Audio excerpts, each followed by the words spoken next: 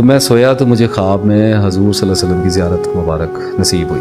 हाथ से आप सल्लल्लाहु अलैहि वसल्लम का दस्ते मुबारक ऐसे थाम लिया। कुछ ख्वाब, कुछ सवाल ऐसे होते हैं जिनके जवाब अल्लाह तबारक व तआला के सिवा कोई नहीं दे सकता। मेरा एक ऐसा सवाल फंस गया था। वो सवाल फंस गया जनाब शिफात रसूल सल्लल्लाहु अलैहि वसल्लम के मुतल्लिक। बंदे अड़ जाते हैं ना कभी कभी सवालों पे। सवाल मेरा अड़ गया।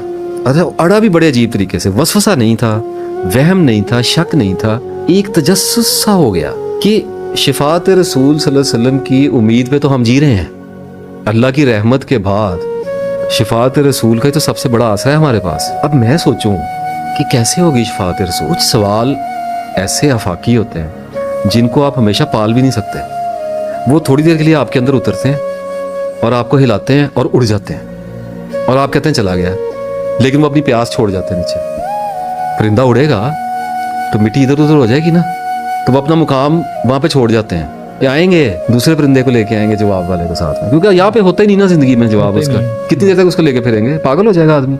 बिल्कुल। ऐसे तो कई सवाल चले मेरे अंदर। बहरहाल उसके बाद फिर एक गम का दौर। एक दफ़ा ऐसा हुआ कि आहिस्ता आहिस्ता मायूसी, दुख और रंज ने मुझे पाँव से दबोचना शुरू किया और मेरी गर्दन तक आ गया।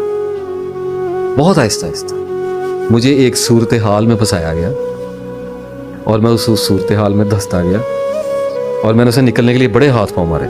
नहीं निकला गया, निकला ही नहीं गया, हिला ही नहीं गया। सर आकाश बेल की तरह जब पाँव से असेब लिपटते हैं ना, तो सबसे पहले आपका चलना बंद होता है। बिल्कुल। और आप रुकते हैं, ऐसे ही है। और उसके बाद आपको जकड़ा जाता है। तो मैं पहुंच गया एक ऐसी जगह पे जहां पर मुसीबत पड़ गई। और मुसीबत भी ऐसी पड़ी कि मुझे अंदाजा हो गया कि एक तवील अरसा ये मुसीबत रहेगी, यहाँ पे रुकना पड़ेगा। आदत डाल लो भाई, रंज से खूगर हुआ इंसान तो मिट जाता है। मुश्किलें इतनी पड़ी मुझ पर कि आसान हो गई, ऐसा शेर था गालिब का। आसान तो ऐसे होती हैं कि बस आदत पड़ जाती है। चोट तो चोट है, वो लग रही थी। तो एक रात लेटा, बड़ा रोया। पहले जाए नमाज पे रोया, उससे पहले दोपहर को शायद रोया। रोता ही रहा उस दिन सारा दिन, बहाने बहाने से रोता ही रहा। तो वो कुरान पाक की एक आयत है, वो कौन है जिसकी तरफ फिर तुम चीखते और चिल्लाते हो। तो कभी कभी आदमी अल्लाह ताला से बहुत फिर आहोजारी भी करता है कि मेरे साथ ही क्यों कर रहे हो, ऐसे क्यों हो रहा है? तो वो उस दिन वो दिन ऐसा था। तो अल्लाह को पता था ये आज टूट गया, आज खत्म हो गया। तो मैं सोया तो मुझे ख्वाब में हजूर सल्लल्लाहु अलैहि वसल्लम की ज़ियारत मुबारक नसीब हुई। अच्छा, ज़ियारत के बारे में मैं आपको एक बात बता दूँ, मैं इस पे बात करने का कायल नहीं। कुछ मखसूस हल्का हबाब में बात हो सकती है, इल्म वालों से बात हो सकती है, अपनी माँ से बात हो सकती है, अपने बाप से, या किसी भाई बहन पे बहुत एतमाद है तो आदमी अपने दिल का हाल कह ले। ऐसे। असूल इसका ये है कि पोशीदा रखें, अल्लाह का शुक्र अदा करें कि ज़ियारत हो गई है, क्योंकि इसमें कोई अपने अमल का तो दखल है नहीं। नसीब की बात होती है।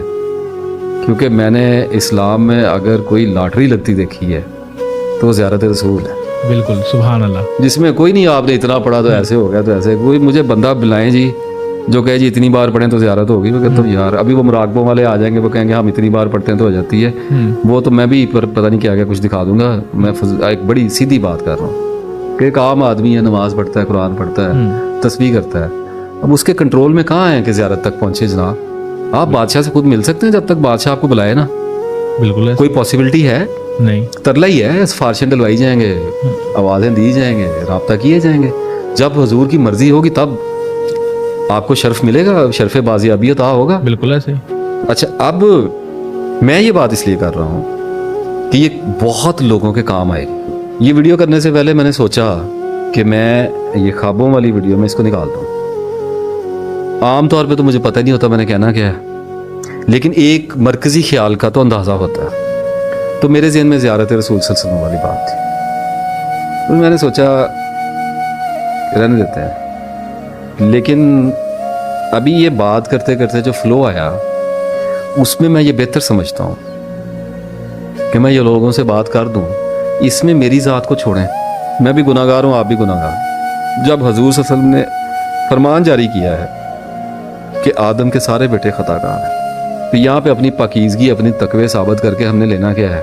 इतना बड़ा रिस्क तो कोई नहीं खेलने लगा, कोई भी नहीं खेलता। तो बताया इसलिए जा रहा है ताकि बवक्ते ज़रूरत काम आवेगा।